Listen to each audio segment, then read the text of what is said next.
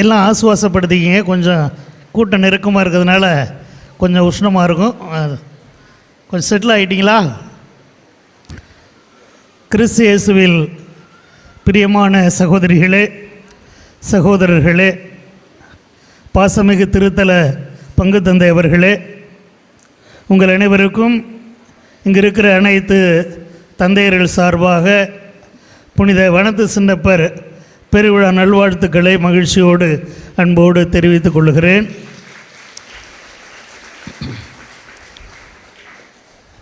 இவ்வளவு அமைதியாக, இவ்வளவு உற்சாகத்தோடு, இறை நம்பிக்கையோடு நீங்கள் இங்கே அமர்ந்திருப்பதை பார்ப்பது மிகுந்த சந்தோஷத்தை கொடுக்கிறது.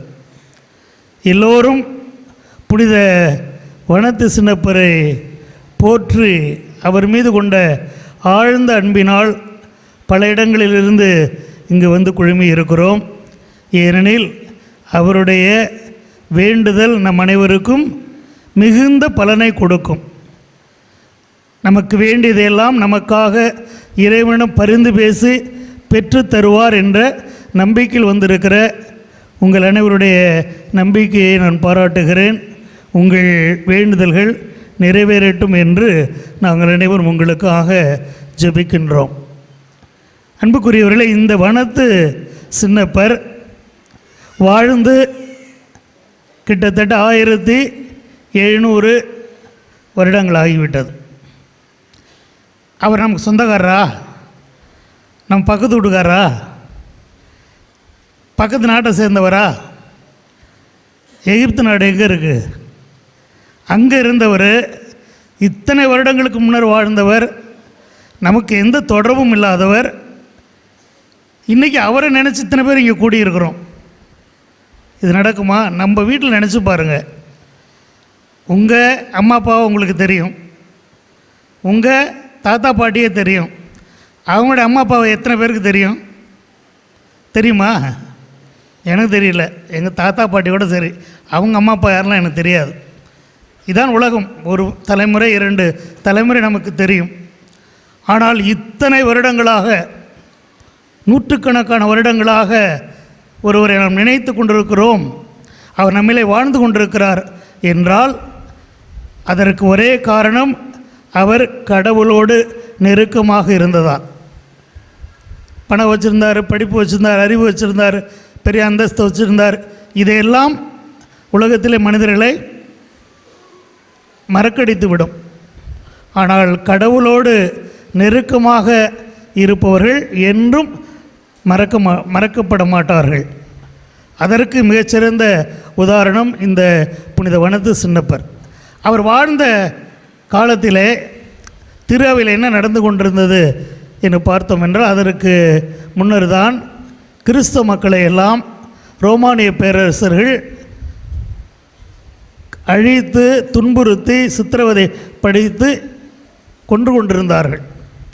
கிறிஸ்தவர் என்று வெளியிலே வெளிப்படையாக சொல்ல முடியாது, வாழ முடியாது என்ற ஒரு சூழ்நிலை. ஆனால் அப்படி வாழ்ந்தார்கள் கிறிஸ்தவர்கள். அதற்காக அவர்கள் கொல்லப்பட்டார்கள். அவர்களெல்லாம் தைரியமாக மன்னனிடமே சென்று, நான் கிறிஸ்தவன்தான், உன்னுடைய வேதத்தை நான் பின்பற்ற முடியாது, உன்னுடைய கடவுள்களை நான் ஆராதிக்க முடியாது, எங்களுக்கு ஒரே கடவுள் இயேசு என்று சொன்ன பொழுதெல்லாம் அரசர்கள் கிறிஸ்தவர்களை சித்திரவதை செய்து கொன்றார்கள். இப்படி எவ்வளவு தூரத்திற்கு மனிதர்கள் கிறிஸ்துவுக்காக உயிரை கொடுப்பதற்கு தயாராக இருந்தார்கள் என்றால், நீரோ மன்னன் என்ற ஒருவன் இருந்தான். அவன் கொடுங்கோலன். அவனிடம் நிறைய பேர் போய், நான் கிறிஸ்தவன் தான், என்னை வேணால் கொண்டுக்க, கிறிஸ்தவ இருக்கிறதுல எங்களுக்கு மகிழ்ச்சி அப்படின்னு சொன்னாங்க. நிறைய பேரை கொண்டுக்கிட்டு இருந்தான். அப்புறம் ஒரு கட்டத்தில் அவனுக்கே முடியல, என்னடா இவ்வளோ தொந்தரவாக இருக்குன்னு சொல்லிவிட்டு, அப்பா நீ சாவணுன்னா போய் எங்கே போய் ஆற்றுல கடலில் விழுந்து சாவு, இல்லை தூக்கு மாட்டிக்கிட்டு சாவு, இங்கே வராதுன்னு சொல்லக்கூடிய அளவுக்கு மக்கள் அவ்வளோ தூரத்திற்கு இயேசு மீது விசுவாசம் வைத்திருந்தார்கள். அப்படி எண்ணற்ற பேர் உயிரை கொடுத்து நமக்கு விசுவாசத்தை விட்டு சென்றிருக்கிறார்கள். அவருடைய விசுவாசம்தான் இன்று நாம் பெற்றிருக்கிறோம். இப்படி இந்த வேத கலாபனை முடிந்த பிறகு நமக்கு தெரியும், கான்ஸ்டன்டைன் என்ற ஒரு மன்னன் வந்த பொழுது கிறிஸ்தவ மக்களுக்கு விடுதலை கொடுத்து விட்டான். அதுவரை கிறிஸ்தவர்கள் தங்களுடைய விசுவாசத்திற்காக தைரியமாக உயிரை கொடுக்க கூட முன் வந்தவர்கள் வாழ்வில் ஒரு திருப்தியை கண்டார்கள், கிறிஸ்தவங்களில் ஒரு பெருமை. ஆனால் இப்போ திடீர்னு ஒன்றுமே இல்லை, எல்லாம் கிறிஸ்தவங்களாம் சமமாயிட்டாங்க, மற்றவங்களோட எந்த பயமும் இல்லை. எல்லாருக்கும் இன்னும் எப்படி வாழ்கிறது, கிறிஸ்துக்கு எப்படி சாட்சி சொல்கிறது அப்படின்னு நிறைய பேருக்கு தெரியல.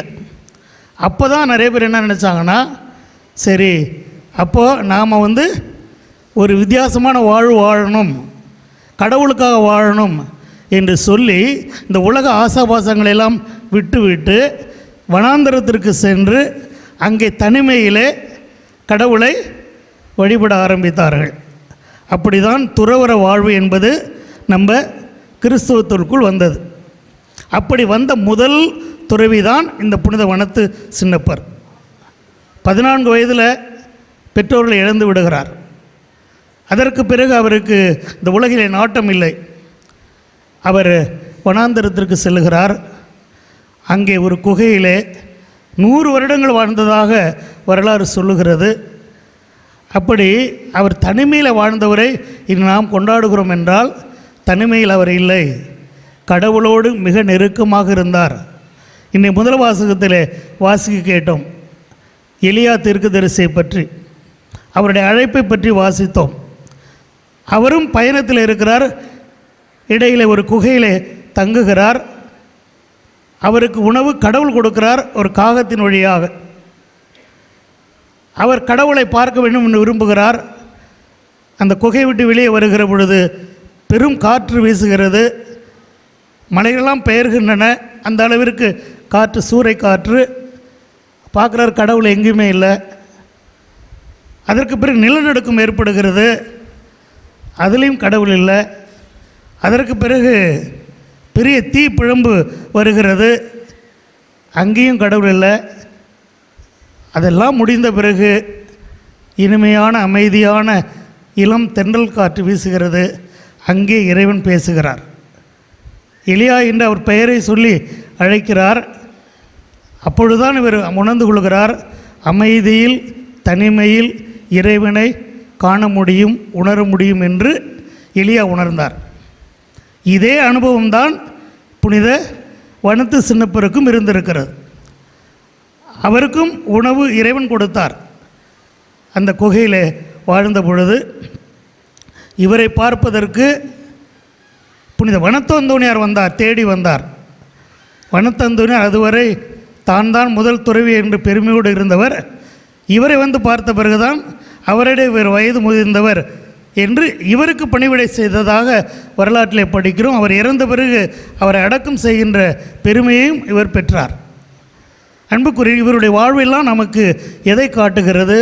இவரெல்லாம் அமைதியில் தனிமையில் இறைவனை உணர்ந்தார்கள், இறைவனோடு நெருக்கமாக இருந்தார்கள், தங்களுடைய வாழ்வை இழந்து போனார்கள்.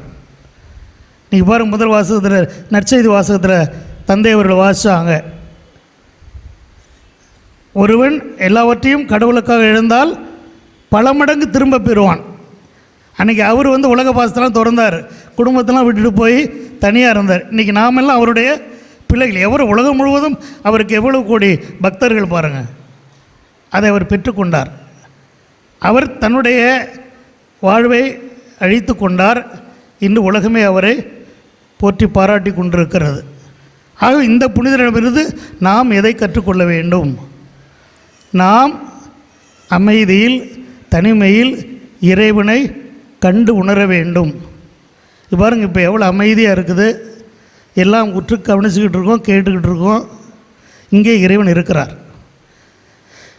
ஆனால் வெளியே போனீங்கன்னா என்ன, ஒரே சத்தம், எங்கே போனாலும் சத்தம்.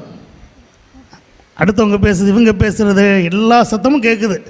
இவ்வளோ சத்தம் கேட்குறதில்ல கடவுள் பேச நமக்கு கேட்காது. ஒரு ஆள் சொல்கிறாரு, அடுத்த வீட்டுக்கார பேசுகிற வார்த்தைகளுடைய சத்தம் கடவுளுடைய வார்த்தையை மறைஞ்சிருச்சு.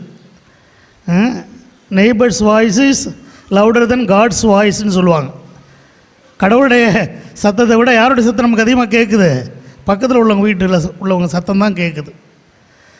ஆகவே நாம் என்று இந்த புனிதரை போல ஒவ்வொரு நாளும் எப்பொழுதெல்லாம் நேரம் கிடைக்கிறதோ அப்பொழுதெல்லாம் தனிமையில் இறைவனை சந்தித்து அவரை உற்று நோக்கி அவரை சிந்திக்கிறோமோ அன்று நாமும் புனிதர்களாக மாற முடியும். ஆனால் கடவுள் நமக்கு ஒவ்வொருவருக்கும் ஒரு அழைப்பை கொடுத்திருக்கிறார், பணியை கொடுத்திருக்கிறார். குடும்ப வாழ்வு அதற்கான பணிகள், துறவற வாழ்வு அதற்கான பணிகள், குருத்துவ வாழ்வு அதற்கான பணிகள்.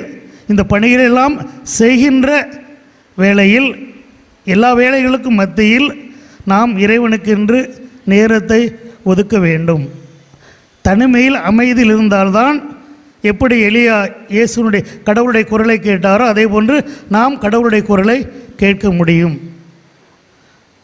அதற்கு நாம் கடவுளை நம்முடைய சொத்தாக நினைக்க வேண்டும், செல்வமாக நினைக்க வேண்டும். இவரெல்லாம் எல்லாத்தையும் விட்டுட்டு போனாங்கன்னா இதை விட பெரிய செல்வம் அவர்களுக்கு கடவுள். இன்றைக்கி நாம் உலக செல்வத்தை தேடி தான் நாம் போகிறோம். அது வேணும் இது வேணும் பொருட்களை சேகரிக்க நினைக்கிறோம். ஆனால் இதையெல்லாம் விட மிகப்பெரிய செல்வம் கடவுள். அதை பெற்றுட்டோம்னா அதுக்கு மேலே நமக்கு ஒன்றுமே தேவையில்லை. அப்படி பெற்றவர்கள் தான் இந்த புனிதர்கள். ஆகவே தான் அவர்களை நாம் பாராட்டி கொண்டிருக்கிறோம். அவர்களை எங்களுக்காக ஜெபிங்கன்னு சொல்லி அவங்கள்ட்ட போய் கெஞ்சி கேட்கிறோம். அதே வல்லமை நமக்கும் கிடைக்கும் எப்பொழுது அந்த புனிதருடைய மனநிலை நமக்கு எப்பொழுது இருக்கிறதோ அப்பொழுது. அதனால் நம்முடைய வாழ்வில் நமக்கு கடமை இருக்கிறது. அதாவது கடமை என்றால் பிறரை அன்பு செய்கின்ற கடமை, குடும்பத்தினர் அன்பு செய்கிற கடமை, அந்த குடும்பத்திற்காக உழைக்கின்ற கடமை, இவையெல்லாம் இருக்கிறது. இவைகளெல்லாம் நாம் அன்போடு செய்கிற பொழுது, அதே நேரத்தில் இறைவனுக்கு நேரம் ஒதுக்குகிற பொழுது நம்முடைய வாழ்வில் எல்லாம் நலமாக அமையும். ஆனால் நாம் மனிதர்களை அன்பு செய்வது எப்படி இருக்குது? ஒரு ஆள் சொல்லிக்கிட்டு இருந்தான், நேற்று எனக்கு பிறந்த நாள், எனக்கு நிறைய ஸ்வீட்ஸ் வந்துச்சு, நிறைய கேக்கு வந்துச்சு, நிறைய இனிப்புகள்லாம் வந்துச்சு, ஆனால் என்னால் ஒன்றுமே சாப்பிட முடியல. அவங்க என்ன, அப்போ என்ன உனக்கு சுகர் இருக்குதா? இல்லை சுகர்லாம் இல்லை, வந்ததெல்லாம் வாட்ஸ்அப்பில் வந்துச்சான். வாட்ஸ்அப்பில் வந்து என்ன திங்க முடியுமா? நம்ம அன்பை எப்படி காட்டுறோம்? வாட்ஸ்அப்பில் காட்டுறோம். அது அன்பு கிடையாது, அது ஒரு அடையாளம். உள்ளார்ந்த அன்பு மனிதர்கள் மீது நமக்கு இருக்க வேண்டும். நாம் வாடுகிற பொழுது நம்ம பல பேர் நல்லா பேசுவாங்க, மோசமாக பேசுவாங்க, செத்த பிறகு கேட்க தேவையில்லை. ஆனால் நம்மளை பற்றி யார் என்ன சொல்கிறாங்கிறத விட கடவுள் நம்மை பற்றி என்ன நினைக்கிறார் அப்படிங்கிறதுல நாம் கவனம் அதிகமாக செலுத்தணும். இறந்த பிறகு 1000 சொல்லலாம், ஆனால் நாம் எப்படி வாழ்ந்தோம்னு கடவுளுக்கு தான் தெரியும். ஒரு அடக்க திருப்பலி நடந்துக்கிட்டு இருந்துச்சு. ஒரு ஆள் இறந்து போயிட்டார், பங்கில் திருப்பலி நடந்துக்கிட்டு இருக்குது. சவப்பெட்டியில் படுத்து கிடக்கிறாரு, சாமியார் பிரசங்கம் வைக்கிறாரு. இங்கே கிடத்தப்பட்டிருக்கிற இந்த மனிதர் ரொம்ப ரொம்ப நல்ல மனிதர், எல்லோரையும் அன்பு செய்கிறவர், இந்த ஊருக்கு நல்லது செய்தவர், பங்கில் நல்ல கிறிஸ்தவராக இருந்தார். அவர் தன்னுடைய மனைவியை அன்பு செய்தார், வேறு எந்த பெண்ணும் ஏறெடுத்து பார்க்க மாட்டார், அப்படிலாம் பொழுதுகிட்டே இருந்தார். அப்போ அவருடைய மனைவி அங்கே உட்காந்து அழுதுகிட்டு இருந்தவங்க இவர் பேசுகிறதெல்லாம் கேட்டுவிட்டு தன்னுடைய மகனை கூப்பிட்டு, தம்பி போய் பாரு, அங்கே பெட்டியில் படுக்கிறது உன் அப்பன் தானான்னு பார்த்துட்டு சொல்லு அப்படின்னு சொல்லி சொன்னாங்களாம். அப்படின்னா என்ன அர்த்தம்? அந்த மனிதர் எப்படி வாழ்ந்தார்னு அவர் மனைவிக்கு தான் தெரியும், கடவுளுக்கு தான் தெரியும். ஆகவே அன்புக்குரியவர்களே, இன்றைக்கு புனிதரை இத்தனை வருடங்கள் கழித்து பாராட்டுகிறோம், போற்றுகிறோம். அவருக்காக உட்காந்துருக்கோம். அவர் யார்? நமக்கு மாமான மச்சானா? கடவுளால் நமக்கு அவரோடு ஏற்பட்ட சொந்தம். இதுதான் முக்கியம். ஆகவே நம்மை பல ஆண்டுகள் பல பேர் நம்மை பற்றி பேச வேண்டும் என்றால் நாம் அவர்களுக்கு கொடுக்குற விசுவாச நம்பிக்கை வாழ்வு, அந்த வாழ்வை நாம் நிரம்ப நேசிக்க வேண்டும். அதனால் பலர் பலன் பெற வேண்டும் என்பதற்காகத்தான் இந்த திருவிழாக்களை எல்லாம் கொண்டாடுகிறோம். ஆகவே இந்த புனிதரிடமிருந்து நாம் கற்றுக்கொள்ள வேண்டியது இறைவனுக்கு நம்முடைய வாழ்வில் முதலிடம் கொடுப்பது. மத்தேயு எழுதிய நற்செய்தி 7:6 இறைவாக்கியம் 21 இயேசு சொல்லுவார், உங்களுடைய செல்வம் எங்குள்ளதோ அங்கே தான் உங்களுடைய உள்ளமும் இருக்கும். நம்முடைய செல்வம் கடவுளாக இருந்தால் நம்முடைய உள்ளம், செல்வம் கடவுளாக இருந்தால் நம்முடைய உள்ளம் அந்த கடவுளிடம் இருக்கும். அப்படி அந்த கடவுளம் இருக்கிற பொழுது நாம் அவர் எவ்வாறு எல்லோரையும் அன்பு செய்கிறாரோ அதே போல் நாமும் பிறரை நேசிக்க கற்றுக்கொள்ள வேண்டும். இந்த மாதிரியான பெரு விழாக்களில் இத்தனை பேர் வந்து ஜெபிக்கிறோம். எத்தனை பேர் மற்றவர்களுக்காக ஜெபிக்கிறோம் என்று சிந்தித்து பார்ப்போம். நமக்காக ஜெபிக்க வேண்டியது தான். ஆனால் இங்கே வந்திருக்கிற பல பேர் தெரியாது. ஆனால் யாராக இருந்தாலும் நம்ம எல்லாம் ஒன்றாக இணைப்பது கடவுள் மீது கொண்டிருக்கிற நம்பிக்கை. நம்மை போன்று அவர்களும் கடவுளுடைய பிள்ளைகள். ஆகவே இங்கே வந்திருக்கிற எல்லாருக்காகவும் நாம் ஜெபிக்க வேண்டும். அப்போது கடவுளும் சந்தோஷப்படுவார், புனித வனத்து சின்னப்பரும் சந்தோஷப்படுவார். அடுத்து ஒரே ஒரு கருத்து, இந்த வனத்து சின்னப்பர் இயற்கையோடு ஒன்றிணைந்து வாழ்ந்தார். அது வனாந்திரத்தில் இருக்கிறத கொண்டு அவர் வாழ்ந்தார், அதை நேசித்தார். அதே போன்று நாமும் இன்று நாம் வாழ்கின்ற இந்த உலகில் இருக்கிற இந்த இயற்கையை நாம் நேசிக்க வேண்டும், பாதுகாக்க வேண்டும். அப்படி பாதுகாக்கிற பொழுது நமக்கு எதுவும் தீங்கு நடக்காது. இந்த புனிதரை அடக்கம் செய்கிற பொழுது வனத்தந்தோணியார் குழி தோண்ட நினைக்கிறார். அப்போ வந்து குழி தோண்ட உதவி செஞ்சது 2 சிங்கங்கள்னு சொல்லுவாங்க. அப்போ அவ்வளோ எவ்வளோ நெருக்கமாக இருந்திருக்காங்க பார். இன்றைக்கி நம்ம ஒரு சிங்கத்தை பார்த்தா பக்கத்தில் போவோமா? இயற்கையை நாம் நேசிக்க மறந்து விட்டோம், இயற்கையை நாம் அழித்து கொண்டிருக்கிறோம்.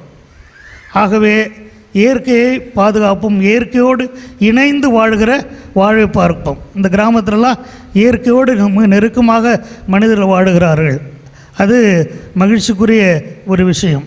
ஆகவே அன்புக்குரியவர்களே, இந்த புனிதமான திருவிழா நாளிலே நாம் அனைவரும் நம் அனைவருடைய குடும்பங்களையும் புனித வனத்து சின்னப்பர் வழியாக இறைவனுடைய பாதத்திலே ஒப்பு கொடுப்போம். அமைதியில் நாம் என்றும் இறைவனை காணும், அவரோடு ஒன்றித்திருக்கவும், அவருடைய கட்டளைப்படி நாம் பிறரை நேசிக்கவும், நம்முடைய கடமைகளை சரிவர ஆற்றவும், நமக்கு தேவையான எல்லாவற்றையும் அவர் அருள வேண்டும் என்று தொடர்ந்து மன்றாடுவோம்.